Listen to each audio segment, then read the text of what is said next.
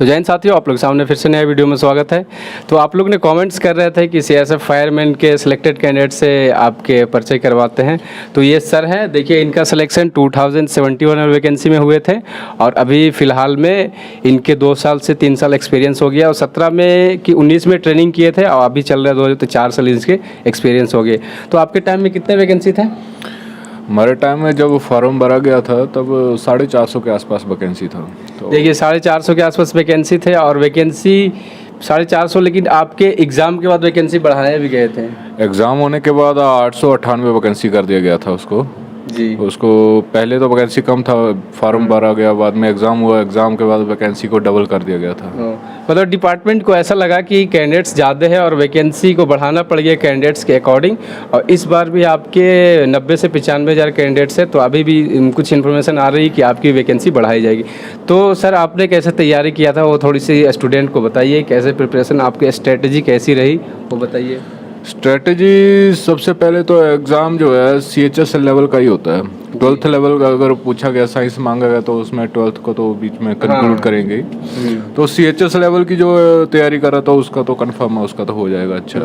तो GD level की तैयारी कर रहा है उसको थोड़ा करना मतलब 5% आपको क्या 5-10 क्वेश्चन आपके आ जाते हैं आपके एग्ज़ाम से, वो आपके CHS लेवल्स का जो भी आपके स्टैंडर्ड 12th वाले सिलेबस होते हैं, जैसे आपके 1-2 क्वेश्चन आपके डिफरेंशिएशन या तो 1-2 क्वेश्चन मतलब 5 क्वेश्चन के आपके अंदर रहते हैं।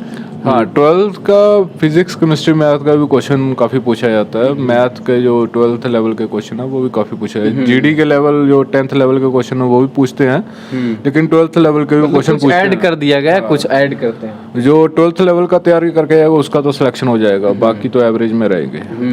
यही है। इस बार भी देखिए वैकेंसी बढ़ाने की चांसेस है। आपके 1800 आपके वैकेंसी आपके सुने जा रहे हैं कि 1800 आपकी वैकेंसी किया जाएगा एग्ज़ाम के बाद। तो आपके टाइम पे कट ऑफ कितना गया था? कट ऑफ का कह नहीं सकते क्योंकि अलग अलग स्टेट का सबका अलग अलग कट ऑफ जाता है। जैसे तेलंगाना साउथ सेक्टर का अलग कट ऑफ था, ईस्ट सेक्टर में ज़्यादा कट ऑफ जाता है, राजस्थान हरियाणा यूपी में ज़्यादा कट ऑफ जाता है। तो कट ऑफ का अलग अलग हिसाब है। अपना इंडिविजुअल कट ऑफ दिखाता है। हाँ, इंडिविजुअल स्टेट का अलग कट ऑफ रहता है, अलग वैकेंसी, हर स्टेट की अलग वैकेंसी दी होती है, उसी हिसाब से कट ऑफ जाता है। जिस हिसाब से एग्जाम की तैयारी करते हैं बच्चे उसी हिसाब से कट ऑफ जाएगा।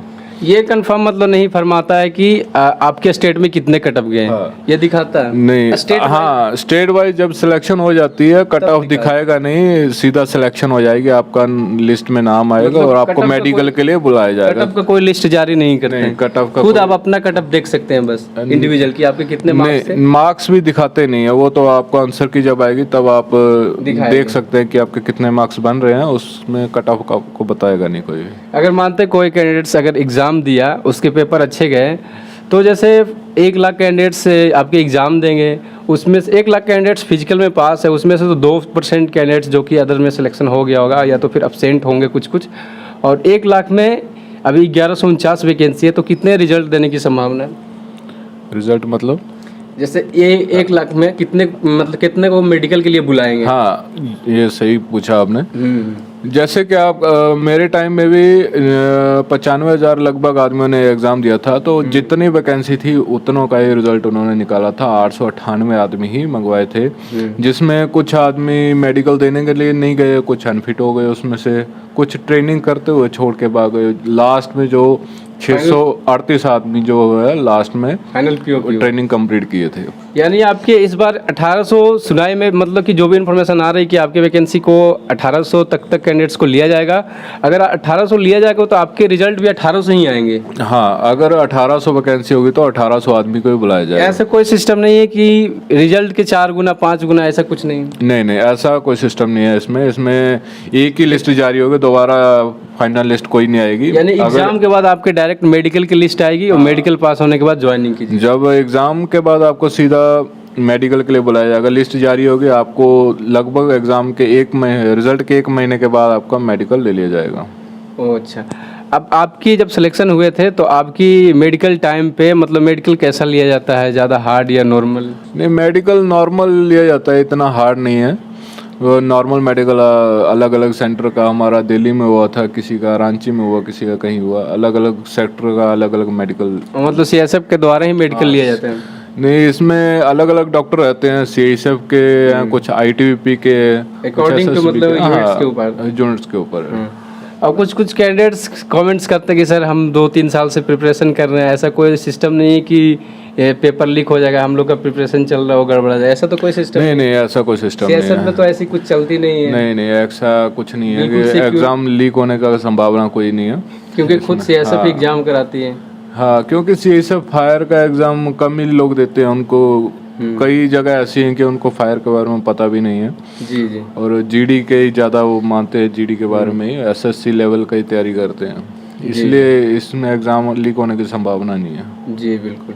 और एक बात, अगर कोई कैंडिडेट अगर CSF फायरमैन में सिलेक्शन ले लेता है, कमेंट्स मेरे पास किए हैं कि सर मैं CSF फायरमैन में सिलेक्शन ले लिया, उसके बाद मैं सोच रहा हूँ आगे की तैयारी करने के लिए, तो उसकी तैयारी हो पाएगी या नहीं हो पाएगी? हाँ, बिल्कुल।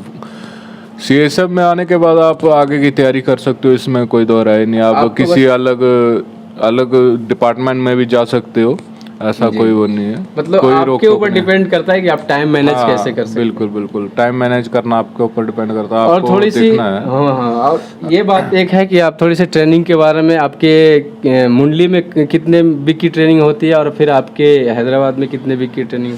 हाँ, सबसे पहले ट्रेनिंग के लिए आपको बुलाया जाएगा, मेडिकल के बाद में 1-1.5 महीने के बाद आपकी ज्वाइनिंग दे दी जाएगी। उसके बाद ज्वाइनिंग आपको अलग अलग सेंटर में दी जाएगी। जैसे कि अभी देखने में आ रहा, बड़ा बैच है तो 3 सेंटर में बोल रहे हैं देने के लिए। हमारा तो एक ही बैच में हुआ था, मुंडली में, कटक में, जो उड़ीसा में पड़ता है, वहाँ पे हुआ था। 15 वीक की ट्रेनिंग पहले होगी, बाद में 27 वीक के लिए हैदराबाद में आपको निशा में बुलाया जाएगा। जी। उसके बाद यहाँ से आपके पासिंग आउट? हाँ, यहाँ से पासिंग आउट करने के बाद यूनिट में भेज दिया जाएगा आपको। ऐसा कोई सिस्टम नहीं कि जैसे अभी SSGD का वैकेंसी को रोक रखा है तो उसको फाइनल करके दोनों साथ में ट्रेनिंग कराए जाएंगे वहाँ, ऐसा भी होता है कभी कभी? नहीं, ऐसा कुछ सिस्टम नहीं है, क्योंकि एक बैच बहुत बड़ा बैच होता है तो उसको एक साथ निकालना मुश्किल हो जाता है, इसलिए डिस्ट्रीब्यूट करते हैं अलग अलग मतलब यूनिट्स में। आपकी यानी कि बड़वाहा हो गया, एक मुंडली हो गया और एक भिलाई 3 जगह डिस्ट्रीब्यूट करेंगे। 3 जगह में किया जाएगा अभी।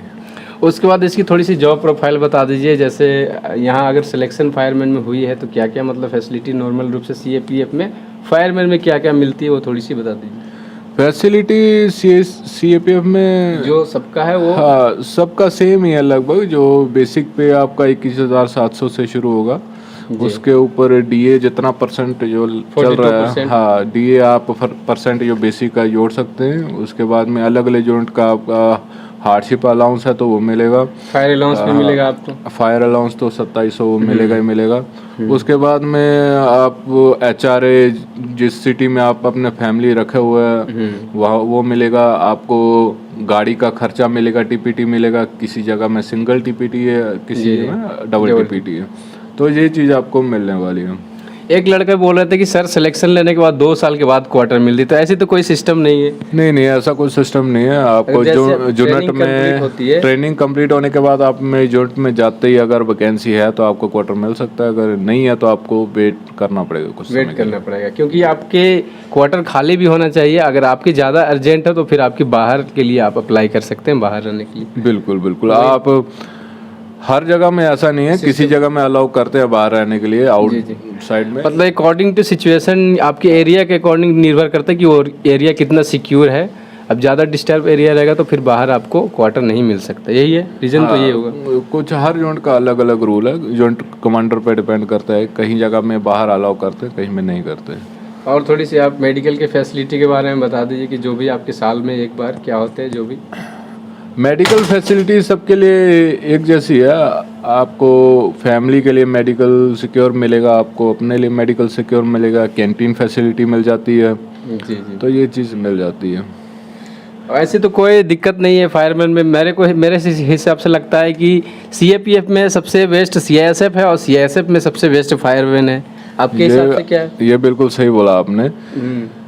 पूरे CAPF में BSF है या CRP, ITBP सबसे अच्छी CISF है, और CISF में सबसे अच्छा जो विंग है वो फायर विंग है। क्योंकि CISF क्यों अच्छी है, क्योंकि इसमें सबसे पहले कि 12 महीने में आपको 13 महीने की सैलरी मिलेगी। जी, आपको किसी ऐसे कोई डिपार्टमेंट नहीं है जो 12 महीने में आपको 13 महीने की सैलरी देगा, तो ये बहुत अच्छी बात है। आपको 12 महीने में 13 महीने की सैलरी मिल रही है, और विद छुट्टी भी, बीच में छुट्टी भी 45 दिन का छुट्टी रहता है। जी। तो आप उसको अलग अलग तरीके से काट सकते हैं। एक बार छुट्टी के बारे में डिटेल्स में बता दीजिए, कितने आपके CL जो भी मिलते हैं। हाँ, छुट्टी साल की जो है 30 दिन EL मिलती है और 15 दिन CL मिलती है। जी जी।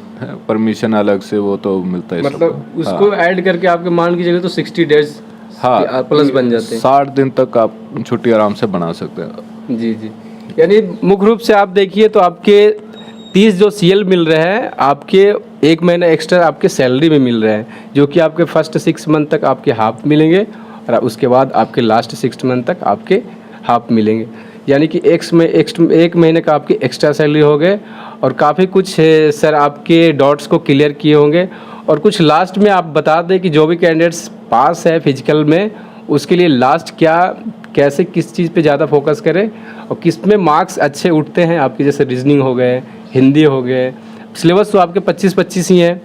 हाँ, सिलेबस तो 25 इसमें मैं बहुत अच्छा बोलना चाहूँगा कि जैसे कि इस बार तो वैकेंसी बहुत अच्छी है। इतनी वैकेंसी कभी नहीं आई अभी तक। जी जी। क्योंकि कैंडिडेट तो उतने ही है, 90-95 हज़ार या 1 लाख तक कैंडिडेट होंगे। इसमें भी काफ़ी कैंडिडेट अब तक तो किसी दूसरे डिपार्टमेंट में सिलेक्शन हो गया होगा। तो 1800 वैकेंसी बहुत अच्छी बात है। इस बार बोल रहे हैं तो पहले 1200 थी, अभी 1800 कर दिया। एग्ज़ाम हो जाए तो बहुत अच्छा है। और इसमें एग्ज़ाम की तैयारी के लिए मैं यही बोलना चाहूँगा, बेसिक तो सभी पढ़ते ही हैं। जो GD लेवल का 10th लेवल का बेसिक जो है वो तो सारे बच्चे तैयार करके जाएंगे उसको। तो सिलेक्शन उन्हीं का होगा जो थोड़ा अलग करके जाएंगे, अलग एक्स्ट्रा पढ़ेंगे, थोड़ा अलग से एक्स्ट्रा करके जाएंगे।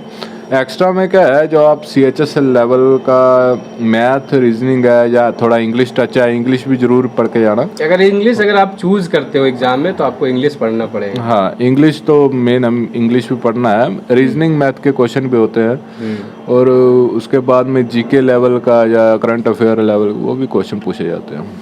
यानी करेंट अफेयर मान के चलिए, जैसे एग्जाम की डेट अगर मानते हैं अगस्त में आती है। हाँ, अगर अक्टूबर में, अगस्त तो भी चल रही है, अक्टूबर में आती है, तो यानी जनवरी से लेकर अक्टूबर के बीच में करंट अफेयर आ सकती है। हाँ, ऐसे करंट तो- अफेयर अगर एग्जाम के ऊपर है, अगर एग्जाम आपका अक्टूबर में डिपेंड करता है तो अक्टूबर से जो 6 मंथ आप लेके चल एग्जाम सकते के हैं। मतलब हाँ, करंट अफेयर आएंगे। और GK में आप फिजिक्स केमिस्ट्री कभी मत छोड़ना, वो जरूर पढ़ के जाना।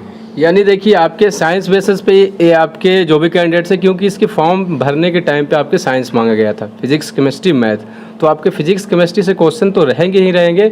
और आपके लेकिन बायोलॉजी का तो क्वेश्चन, हाँ, बायोलॉजिकल तो 1-2 क्वेश्चन रहते होंगे बायोलॉजी का। लेकिन मुख्य रूप से आपके 4 सब्जेक्ट में आपके मान के चलिए तो 12th लेवल की आपके 2 से 4 क्वेश्चन देखने को जरूर मिलेगा। आपके बेसिकली आपके GD लेवल का तो क्वेश्चन रहते ही हैं, लेकिन आपके 12th लेवल की क्वेश्चन, जैसे आपके 1-2 क्वेश्चन आपके पूछ दिए यूनिट डायमेंशन से, तो यूनिट डायमेंशन की आपकी नॉलेज होनी चाहिए। अब कोई क्वेश्चन 1-2 क्वेश्चन पूछ दिया आपके वेक्टर से, तो वेक्टर इसी तरह का तो कुछ पूछता होगा। हाँ, 1-2 क्वेश्चन ऐसे टच में आ जाता है। ट्रिग्नोमेट्री के क्वेश्चन तो 10th लेवल के वो तो आते ही है, बीच में सर्कल ट्रायंगल्स वो तो आते ही हैं। उसके बाद में वेक्टर का 1-2 क्वेश्चन आ गया, सीरीज के ये क्वेश्चन आते हैं। यानी आपके सिलेबस तो आपकी यही है, मैथ्स की, profit and loss, number system जो भी, लेकिन आपके 12th लेवल की 1 से 2 क्वेश्चन आपके मैथ्स को मिल जाती है। उसके बाद फिर आपके जैसे फॉर एग्जांपल आपकी कोई भी एसिड का नाम अगर 10th में पढ़े हैं तो जैसली बात है कि उसको आप 12th में भी पढ़िएगा, तो 1-2 क्वेश्चन आपके 12th लेवल के भी आ जाते हैं। और मैथ रीजनिंग की भी तो आप रीजनिंग की तो नॉर्मली रूप से है कि जो चैप्टर आपके रीजनिंग की है, क्लॉक जो भी आपके डायरेक्शन, नंबर सीरीज, ये सब तो पूछते ही हैं। और जो कैंडिडेट्स इंग्लिश की तैयारी कर रहे हैं, जैसे उसको इंग्लिश चूज करना है, हिंदी नहीं उसको एग्जाम में देना, तो इंग्लिश वाले के लिए क्या है थोड़ी सी बता दीजिए। जैसे कॉमन ईरर हो गया आपके। हाँ, इंग्लिश के लिए तो आप कोई भी अच्छा सा चैनल देख सकते हैं। इंग्लिश जो टीचर पढ़ाते हो, बहुत अच्छे से टीचर है यूट्यूब पर। यानी जो आपकी SSC लेवल की इंग्लिश जो होती है, CHS लेवल की, हाँ, या तो CPU लेवल की, वो कवर CPU लेवल थोड़ी हार्ड होती है, थोड़ा सा हार्ड रहता है। हो गई। उसमें कुछ मिस भी किया जाता है क्योंकि पेपर 2 में पूछा जाता है बाकी वाला। जी। तो इसमें ऐसा नहीं है, इसमें एक ही पेपर होगा, एक ही में सब कुछ पूछा जाएगा। इसमें कॉमन एरर हो गए, एंटोनियम सिनोनिम्स हो गए, तो ये चीज़ें ज़्यादा पूछी जाती हैं। ठीक है, ABCD पजल्स जो भी है ये पूछा जाता है ज़्यादातर। यानी जो कैंडिडेट्स इंग्लिश की सोच रहे हैं कि मैं एग्ज़ाम में इंग्लिश को सेलेक्ट करूंगा, तो उनको आपको जो सर बताएंगे वो पढ़ना होगा। तो सर का देखिए आज का इंटरव्यू यही रहा, आप लोग को काफ़ी अच्छे से डाउट क्लियर किए होंगे। तो फिर नेक्स्ट वीडियो में मिलते हैं, तब तक आप लोगों को बताने की ज़रूरत नहीं। चैनल को सब्सक्राइब भी कर सकते हैं और ना भी कर सकते हैं। तो मिलते हैं अगले वीडियो में, तब तक के लिए जय हिंद, जय भारत।